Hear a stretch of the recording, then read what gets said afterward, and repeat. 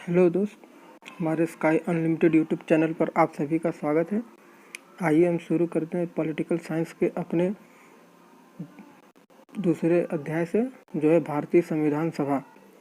दोस्तों, भारतीय संविधान सभा का गठन जुलाई 1946 में कैबिनेट मिशन की अनुशंसा के आधार पर किया गया था। दोस्तों, इस कैबिनेट मिशन में मुख्यतः 3 सदस्य थे: sir Stafford Cripps, lord Pethick Lawrence और ए.बी. अलेक्जेंडर। दोस्तों, सर स्टोफर्ड क्रिप्स हमारे व्यापार बोर्ड के अध्यक्ष थे और लॉर्ड पैथिक लॉरेंस हमारे भारत के सचिव थे।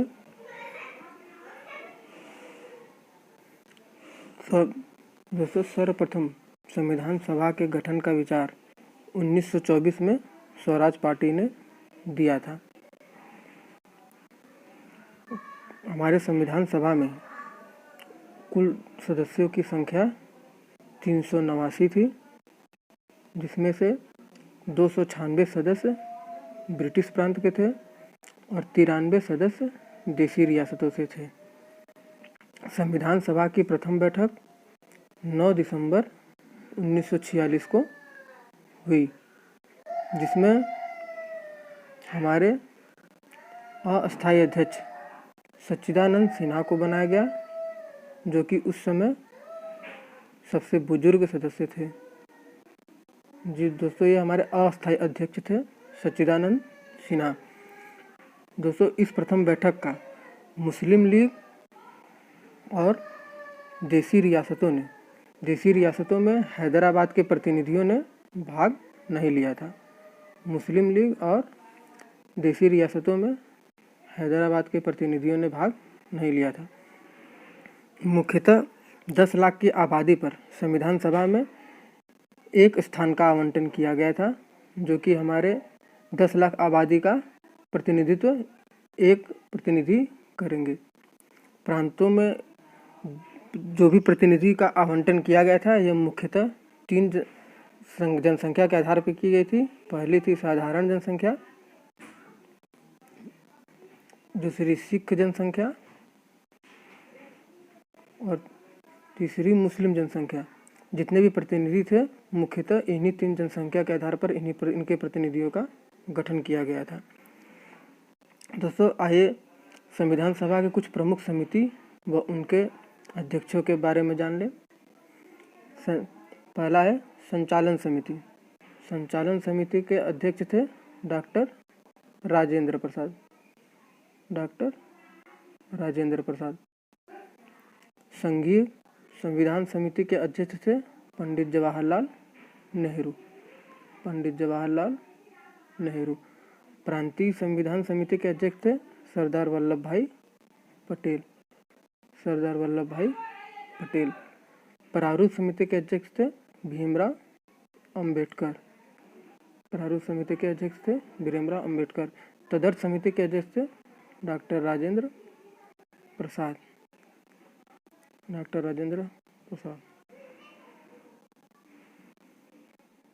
दोस्तों, संविधान सभा में अनुसूचित जनजाति के सदस्यों की संख्या कुल 33 थी और महिलाओं की सदस्यों की संख्या 15 थी।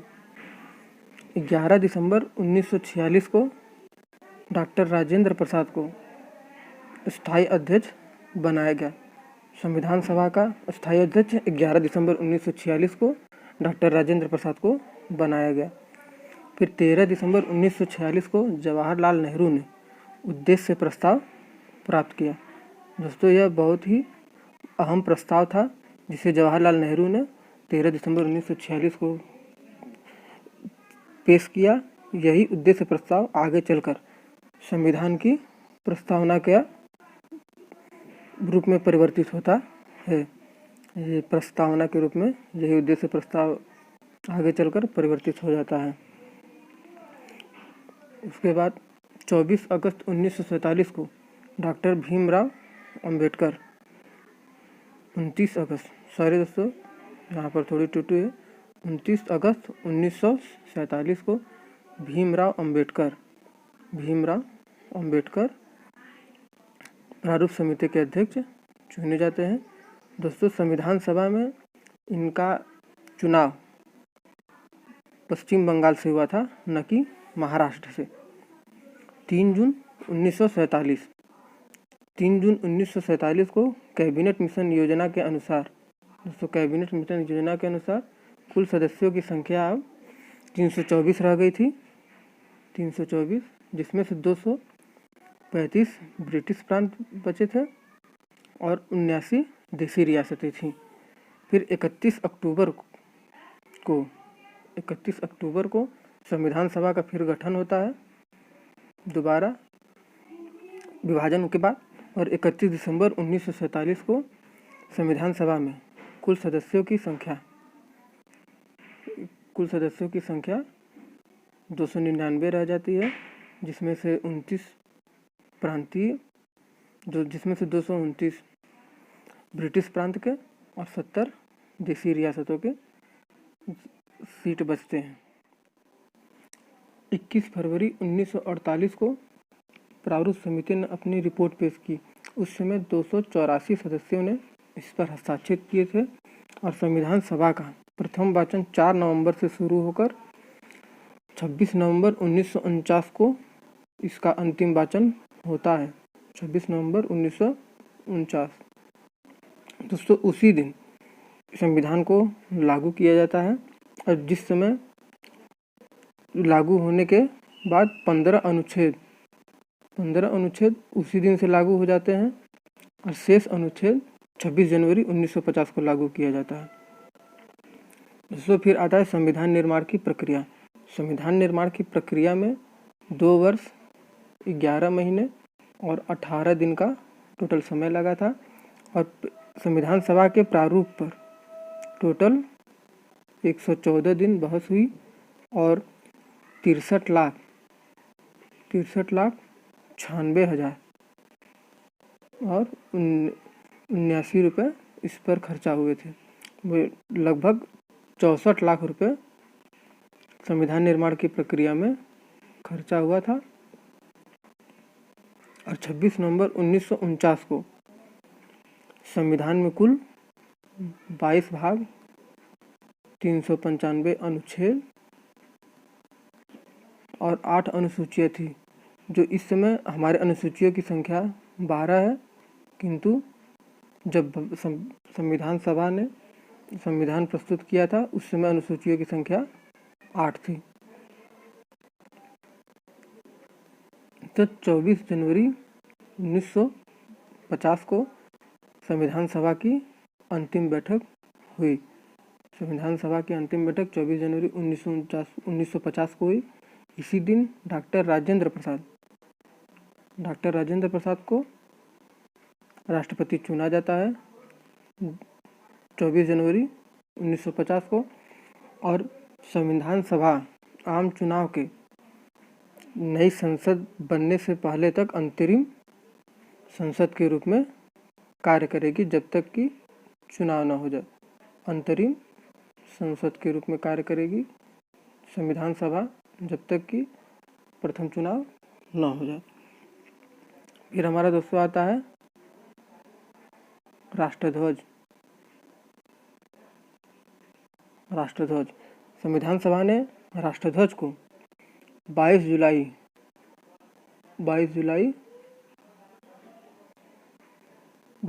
1947 को अंगीकृत किया था और राष्ट्रगान व राष्ट्रगीत को 24 जनवरी 1950 को अपनाया था। और संविधान सभा ने आधुनिक मनु की उपाधि डॉक्टर भीमराव अंबेडकर को दी और हाथी को संविधान सभा द्वारा प्रतीक या मोहर के रूप में मान्यता दी। दोस्तों, हमारे संविधान बनाने में इंग्लिश में प्रवाहमय इटैलिक में जो शब्द लिखे गए हैं उस शब्द को लिखने का कार्य प्रेम बिहारी नारायण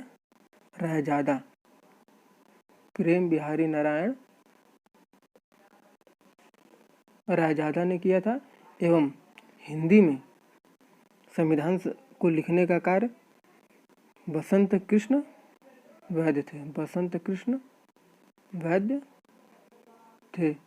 दोस्तों ये दोनों ही हिंदी एवं इंग्लिश के सुलेखक थे और इसके अलंकरण का कार्य, संविधान के हमारे अलंकरण का कार्य नंदलाल बोस ने किया था। नंदलाल बोस ने किया था। इस तरह हमारे संविधान तैयार होने के बाद हमारी जो संविधान सभा थी 17 अप्रैल 1952 तक हमारी संविधान सभा ने अंतरिम संसद की तरह कार्य किया था, जब तक कि हमारे चुनाव 1952 में हो नहीं गए। संविधान की उद्देशिका या प्रस्तावना एवं इसकी विशेषताएं। दोस्तों पंडित जवाहरलाल नेहरू ने जो उद्देशिका या उद्देश्य संकल्प जो पारित किया था वही आगे चलकर उद्देशिका या प्रस्तावना में परिवर्तित होती है। उद्देशिका या प्रस्तावना में परिवर्तित होती है। दोस्तों हमारे प्रस्तावना में अब तक एक ही बार संशोधन किया गया है, जो कि 1976 में किया गया था। 1976 के 42वें संशोधन को दोस्तों हम लघु संविधान के भी नाम से जानते हैं। और इस संशोधन में प्रस्तावना में समाजवादी,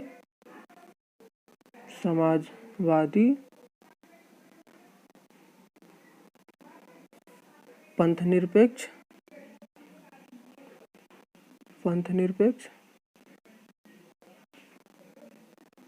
एवं राष्ट्र की अखंडता ये 3 शब्दों को जोड़ा गया था। संविधान ही प्रस्तावना की कुंजी है। 1957 के यूनियन ऑफ इंडिया बनाम मदन गोपाल निर्णय में 1957 के यूनियन ऑफ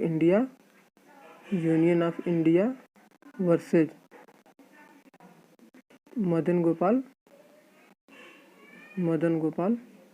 निर्णय में कहा गया कि प्रस्तावना को हम परिवर्तित नहीं कर सकते 1957 में। और 1960 के बेरूबाड़ी यूनियनवाद में प्रस्तावना को संविधान का अंग नहीं माना गया है, इसलिए विधायिका इसमें संशोधन नहीं कर सकती। लेकिन 1973 के दोस्तों ये बहुत ही इम्पोर्टेंट बात है, केशवानंद भारती बनाम केरल राज्य, इसमें प्रस्तावना को संविधान का अंग माना गया है और इसलिए विधायिका इसमें संशोधन नहीं कर सकती। और प्रस्तावना को संविधान का मूल ढांचा या बेसिक स्ट्रक्चर का सिद्धांत इसी वाद में दिया गया था। बेसिक स्ट्रक्चर का सिद्धांत इसी वाद में दिया गया था। दोस्तों संविधान के मूल उद्देश्य को बिना संशोधित किए हम इसमें संशोधन कर सकते हैं। दोस्तों संविधान सभा के जो प्रस्तावना है, प्रस्तावना संविधान के लागू होने के बाद प्रस्तावना को पारित किया गया था। पहले संविधान बना, प्रस्तावना उसके बाद लागू की गई थी। और संविधान के प्रस्तावना के विषय में 2 उक्ति बहुत ही प्रसिद्ध है। पहला है संविधान का परिचय ही प्रस्तावना है, यह किसने कहा था? और प्रस्तावना हमारी दीर्घकालिक सपनों का विचार है, यह किसने कहा था? तो दोस्तों N.A. पालिकीवाला ने कहा था संविधान का परिचय ही प्रस्तावना है, प्रस्तावना हमारे दीर्घकालिक सपनों का विचार है, यह K.M. मुंशी ने कहा था। दोस्तों N.A. पालिकीवाला का पूरा नाम नानी आरदेसर पालकीवाला है और K.M. मुंशी का पूरा नाम कन्हैयालाल मानिकलाल मुंशी है। तो दोस्तों हमारा यह वीडियो कैसा लगा, और अगर अच्छा लगा हो तो कृपया लाइक, शेयर और सब्सक्राइब जरूर करें। धन्यवाद।